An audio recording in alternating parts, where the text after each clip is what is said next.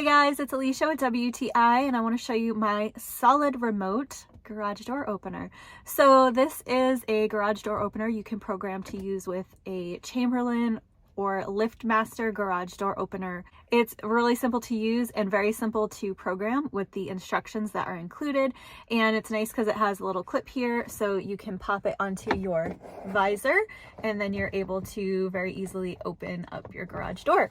I have an older model car which does not have a built-in garage door opening feature, and I also have an older garage door, so it was nice to be able to get this as a replacement and be able to program it accordingly. So it works really, really well. I'm going to show it to you in action.